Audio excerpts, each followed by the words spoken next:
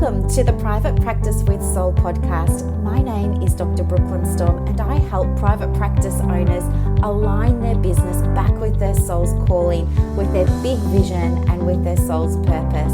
Unlike other private practice coaches, I've traveled the world in search of spiritual resources, spiritual tools, education and information so that you can have the transformation that your soul desires and needs so that you can up-level your business. How much fun is this? I love it so much. Guys, if you're not already a member of the Private Practice Monthly Mentorship Group, please check out the show notes. I would love for you to be there. In the meantime, thank you so much for pushing play today. Let's begin. Good morning, everybody. Happy Saturday. Welcome to another episode of the Private Practice with Soul podcast. I'm your host, Brooklyn. It's so great to be here with you.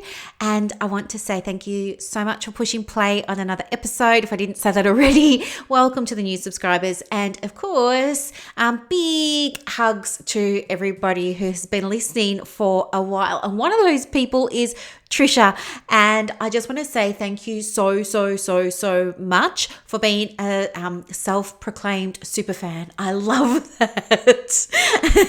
And I want to say, you are exactly who I record these episodes for. I really want them to land for you and for everybody, and to make sure that you're getting something useful. It's not just a waste of time. I want it to be really useful and powerful and really help you shift whatever needs to be shifted for your beautiful soul-led private practice. So with that said, what I'm going to do today is speak into something that's come up recently.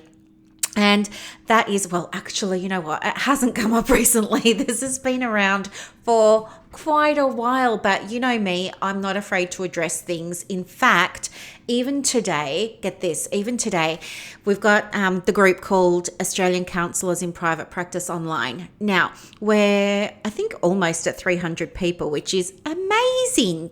Because, I've niched this little group online. So I'm really pleased that we've got this many members. But here's the thing. There's probably about 1,000 people that have requested to join. No joke. For every one person that gets admitted into that group, there's probably between 5 and 10 that get rejected. And that's because I am super vigilant about making sure that we've got a space just for counsellors there in that group. And why was I telling you this? I'm telling you this because this episode is for the counsellors. So this came up in a counselling group, and it doesn't really apply to psychologists or social workers, though it may on some levels. So I just want to set that up first because there's so many of us from all different backgrounds that listen to this. But this is specifically for counsellors, because what has come up is more and more comments in a few of the online groups where there's a lot of allied health, all talking about things like, how come there's suddenly this big rush of people that think that they can go and start a private practice with hardly any qualifications, It's comments like that are or can be a real problem for some people. And so that's why I'm on a bit of a mission, as you know. I have been for a while now, haven't I? Which is strange because I'm such an introvert and, I don't like conflict. But I do believe in justice, and I do believe in integrity and authenticity. And so I guess for me, I kind of put on my Joan of Arc armor a few years ago when I first started, speaking loudly and proudly about integrating spiritual practice with your private practice. And that started to really kick off now, which is great. And of course, that's absolutely who I am. But the other thing that I feel very passionately about too is this idea that, that seems to be, well, obviously it's a false narrative, but what's happening is there's a lot of conversations going on around counsellors perhaps not being as good as, or not enough as, or not as worthy as, or not as valuable as other allied health professionals. And so that's what I want to speak to today. So here's the thing. If you happen to be a counsellor and you've witnessed this, or it's perhaps even been said to you and it's upset you, I think this is a little sign from the universe that there's something going on with you, not the other person.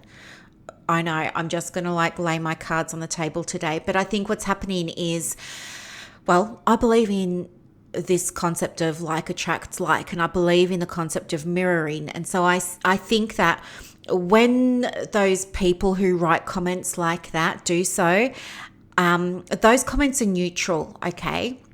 They're neutral, and the online world is neutral. But when you read it, you are bringing an energy to it. And if your energy is feeling not good enough, then that's telling me as your coach that maybe you already believe on the inside that you're not good enough, and this other person or this other person's comment has been a mirror and just reflecting that back at you, and it's quite blinding and you don't like it, and it's feeling very, very uncomfortable. So I believe that the person who wrote that stuff is perhaps, a teacher in a way, giving you an opportunity to bring this to your awareness so that it can be brought into the light from the shadow and you can heal from it. Does that make sense? So no, this probably isn't, I'm not going to do light and fluffy, guys. Like, I just want to help you, and I'm like fast tracking here. I know I should have done all the rapport building and gotten to know you first, but I've just dived straight in and, hit you at the jugular there. And I'm not victim blaming or anything like that, because I don't believe that you're victims, but I do believe that what's happening is these comments are triggering a belief that you already hold about yourself. And the way that belief came to be was because people have been writing these comments in online forums for a long time, and you see it often and it's repeated. And when you see something that many times, it becomes a belief. Yep. So I'm here today to say you get to, number one, explore what might be going on for you on the inside. And if you do have your own beliefs around your own self-worth or your own worth as a counselor or your own worth in the profession, well, it's not a bad thing. This is actually a good thing. It's rising up to the surface so that it can be seen and so that it can be healed. And if you need support doing that, well, there are loads of people and loads of resources that can help you with that. I'm one of them. Plus, you've got, well, as I said, if you're a counsellor, you've got the counselling group I mentioned at the beginning. If you're a other allied health practitioner, well, you can come over into my other group, the women's circle. Just pop in there and we can process things there sort of safely and together as, women in a community. So that's probably one of the biggest takeaways that I want you to really think about. The other thing is, I want you to remember that we need to stop comparing ourselves to others, okay? As I mentioned before, if you're a counsellor, ACA and PACFA see you as, and there are only two of the many, many, many groups. I'm not in those two, I'm in other groups, but I know they're peak bodies. But ACA and PACFA are all about your counsellors. You're not psychologists, you're not social workers. And guess what? I'm about that too, because, that's not what they're about. They're about psychologists and social workers and not counsellors, I mean. And as a former psychologist who was doing a heck of a lot of counselling, that was a bitter pill for me to swallow, to feel like I was qualified and, and I've got the master's and I've got the PhD and I've got all that, but the counselling groups don't see me as qualified to be a counsellor. So here's what I want you to know. If your own groups don't see psychologists and social workers as qualified enough to do what you do, why are you comparing yourselves to them? You are not a psychologist. You are not a social worker. They're three different fields.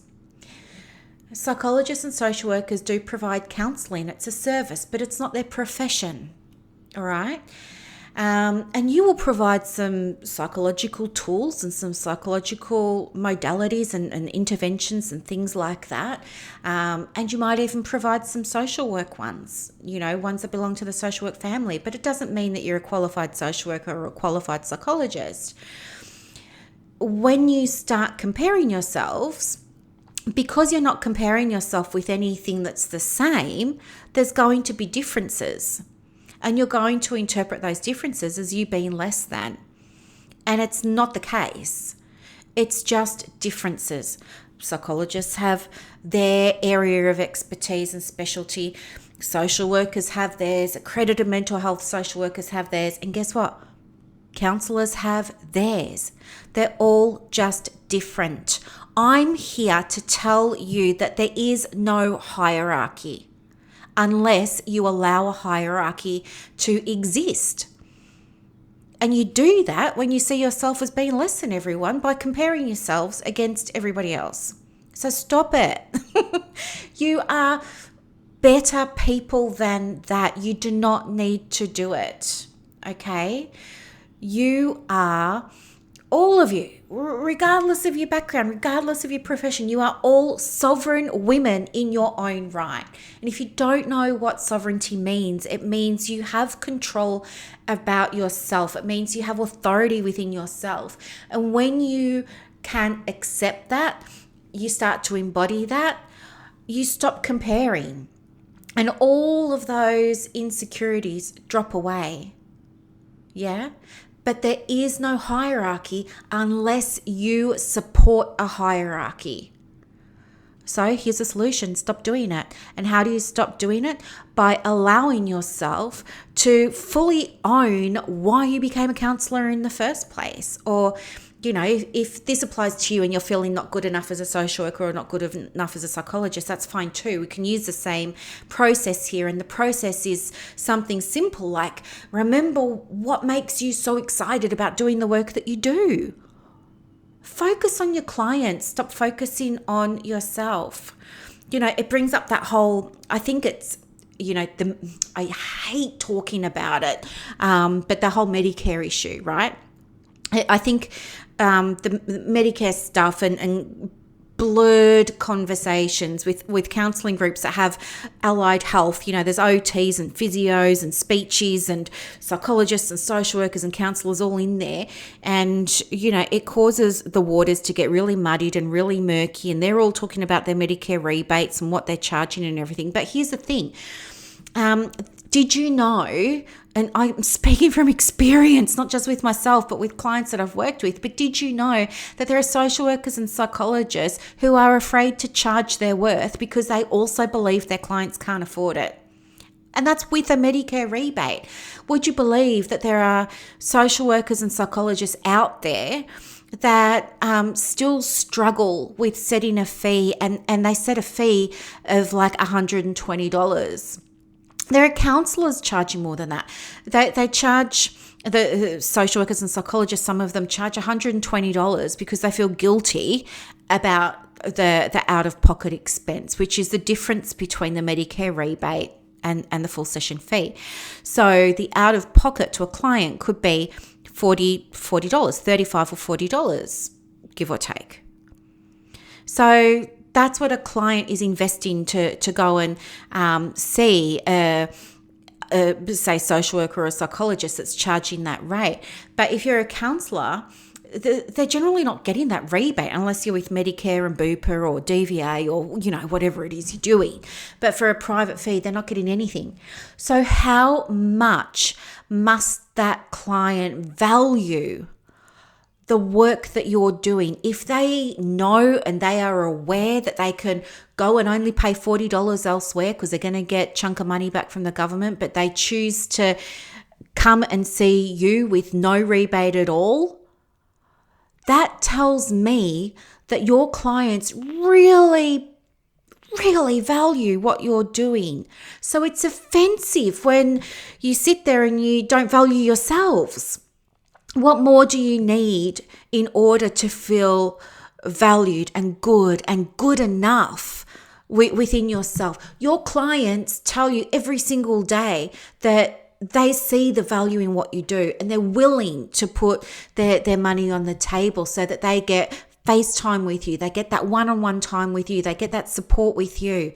That's how much they value you.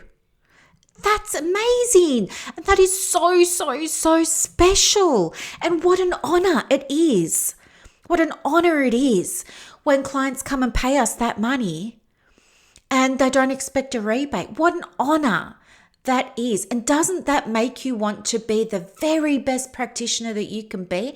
Be the very, very, very, very, very best counselor that you can be? Doesn't that inspire you to show up as your best self? Because it does for me. So I think what some of you might need to do is get out of your own way a little bit and get out of that fear-based level of consciousness and drop back into your soul. Drop back into that inner guidance and really allow yourself to tune in and ask your soul, ask your heart, ask your inner guidance or source or whoever it is, whatever it is that you connect to as a soul-led woman in private practice. And I want you to ask the question, am I worthy? Am I worthy of starting a private practice? Do I have something of value to offer the community? What is my soul gift? Am I a healer? What is the medicine that I provide? Allow yourself to ask those questions, because guess what? There's only love there. There isn't fear. There isn't ego. It's a love-based level of consciousness, and it's expansive. It's going to open you up and get out of your own way so that you can love yourself, value yourself, and show up in the way these beautiful, beautiful, beautiful clients are counting on you to show up. All right?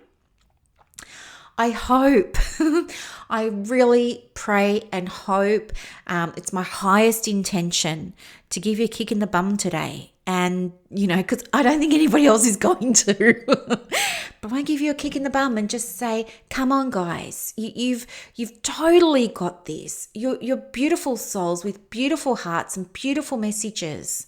Let's stop the comparison and make way for that beautiful soul connection again. Okay? And if you need more support, or if you want some one-on-one support, or if something's come through for you, maybe you've had an aha moment, or maybe you're having a moment of trauma as a result of something I've shared today, please let me know, because I'm here to support you and I'm here to help you. And everything I share with you, I share with love, honestly, with love. And I wouldn't be sharing this had I not gone through the exact same thing myself. Hand on heart, I went through the exact same thing myself. All you've got to do is scroll back through some of the early podcasts and I'm sharing it with you, like totally raw. All right? But I'm here to support you. And I want you to contact me, whether that's an email or in the group or on Messenger or however you like. And let's get you supported in getting out of your own way so that you can be the most beautiful, beautiful, beautiful, down-to-earth, grounded, focused, present woman that you can absolutely be for your clients. And let's put this comparison stuff to bed once and for all. Let's do it together. Let's put it to bed now. Are you in? You're in. I knew you would be. All right, guys, I love you so much. And if there's anything you need, reach out. I hope you have a really, really, really beautiful Saturday. And thank you so much for listening. Okay, bye, guys.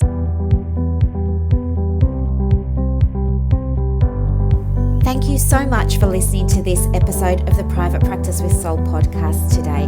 If you're looking for clarity, if you need help with branding, your processes, and bringing everything into alignment with your soul's purpose for your private practice, head to the show notes and click the link for more information about the Private Practice Monthly Mentorship Group.